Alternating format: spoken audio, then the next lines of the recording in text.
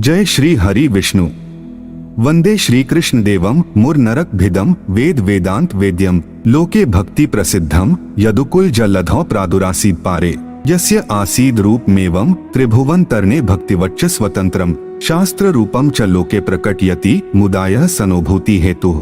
अर्थात वे भगवान जो इस जगत में भक्ति से ही प्राप्त होते हैं, जिनका तत्व वेद और वेदांत के द्वारा ही जानने योग्य है, जो अपार यादव रूपी समुद्र में प्रकट हुए थे। मूर्ख और नरकासुर को मारने वाले उन भगवान श्री कृष्ण को मैं सादर प्रणाम करता हूँ, वंदन करता हूँ, जो इस संसार में अपने स्वरूप तथा शास्त्र को प्रसन्नता पूर्वक प्रकट किया करते हैं, तथा सचमुच ही जिनका स्वरूप इस त्रिभुवन को तारने के लिए भक्ति के समान स्वतंत्र नौका का रूप है। वे भगवान श्री कृष्ण हम लोगों का कल्याण करें और हम सब पर अपनी अनंत दया दृष्टि डालने की कृपा करें। आप सभी दर्शकों का हमारे YouTube चैनल डिजिटल महात्मा पर हार्दिक अभिनंदन और स्वागत है। श्रीमद् भागवत महापुराण के दिव्य ज्ञान के माध्यम से आज की इस प्रस्तुति में हम आपको भगवान श्री हरि विष्णु के स्वरूप और उनमें समाहित तीनों लोकों के बारे में एक छोटी सी जानकारी देने का प्रयास कर रहे हैं। राजा परीक्षित ने शुकदेव मुनि से प्रश्न किया कि हे मुनिश्रेष्ठ, भगवान श्री हरि विष्णु में मन को कैसे लगाएं? क्या संपूर्ण सृष्टि भगवान में समाई हुई है? और उनका वह स्वरूप कौन सा है जिसका ध्यान हम सबको नित्य ही करना चाहिए? तब शुकदेव मुनि जी ने राजा परीक्षित की जिज्ञासा को शांत करते हुए कहा कि हे राजन, आसन, श्वास, आसक्ति और इंद्रियों पर विजय प्राप्त करके फिर बुद्धि के द्वारा मन को भगवान के स्थूल रूप में लगाना चाहिए। यह कार्य रूप संपूर्ण विश्व जो कुछ कभी था, है या होगा, सबका सब जिसमें दिखाई पड़ता है, वही भगवान का स्थूल से स्थूल और विराट शरीर है। जल, अग्नि, वायु, आकाश, अहंकार, महत्त्व और प्रकृति, इन 7 आवरणों से घिरे हुए इस ब्रह्मांड शरीर में जो विराट पुरुष भगवान हैं, वे ही धारणा के आश्रय हैं, उन्हीं की धारणा की जाती है। तत्वज्ञ पुरुष उनका इस प्रकार वर्णन करते हैं। विराट पुरुष भगवान श्री हरि विष्णु के तलवे पाताल हैं, उनकी एड़ियां और पंजे रसातल हैं। दोनों गुल्फ और एड़ी के ऊपर की गांठें महातल हैं। उनके पैर के पिंडे तलातल हैं। विश्वमूर्ति भगवान के दोनों घुटने सुतल हैं, जांघें वितल और अतल हैं, पेडू भूतल हैं और उनके नाभिरूप सरोवर को ही आकाश कहते हैं। आदिपुरुष परमात्मा की छाती को स्वर्गलोक, गले को महरलोक, मुख को जनलोक और ललाट को तपोलोक कहते हैं। उन सहस्र सिर वाले भगवान का मस्तक समूह ही सत्यलोक है। इंद्र आदि देवता उनकी भुजाएं हैं। दिशाएं कान और शब्द श्रवण इंद्रिय हैं। दोनों अश्विनी कुमार उनकी नासिका के छिद्र हैं। गंध घ्राणेन्द्रिय हैं और धधकती हुई आग उनका मुख है। भगवान विष्णु के नेत्र अंतरिक्ष हैं, उनमें देखने की शक्ति सूर्य हैं। दोनों पलकें दिन और रात हैं, उनका भ्रविलास अर्थात माथा ब्रह्मलोक हैं। तालु जल है और जिह्वा रस है।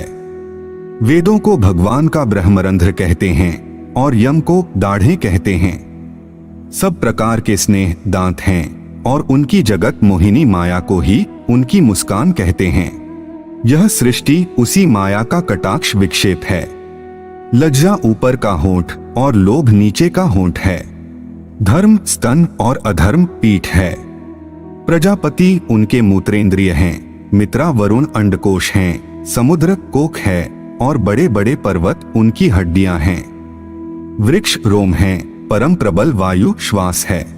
काल उनकी चाल है और गुणों का चक्कर चलाते रहना ही उनका कर्म है। हे राजन, बादल ही उनके केश हैं। संध्या उन अनंत भगवान का वस्त्र है। महात्माओं ने अव्यक्त अर्थात मूल प्रकृति को ही उनका हृदय बताया है और सब विकारों का खजाना उनका मन चंद्रमा कहा गया है। महत्त्व को सर्वात्मा भगवान का चित्त कहते हैं और रुद्र उनके अहंकार कहे गए हैं। घोड़े, खच्चर, ऊंट और हाथी उनके नख हैं। वन में रहने वाले सारे मृग और पशु उनके कटी प्रदेश अर्थात कमर में स्थित हैं। तरह तरह के पक्षी उनके अद्भुत रचना कौशल हैं। स्वयंभुव मनु उनकी बुद्धि हैं और मनु की संतान मनुष्य उनके निवास स्थान हैं। गंधर्व, विद्याधर, चारण और अप्सराएं उनके षडज आदि खरों की स्मृति हैं। दैत्य उनके वीर्य हैं।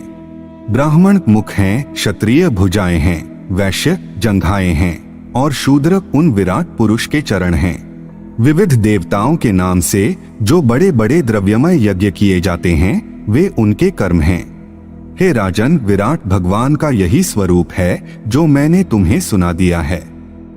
इसी में ज्ञानी पुरुष बुद्धि के द्वारा मन को स्थिर करते हैं, क्योंकि इससे भिन्न और कोई वस्तु नहीं है।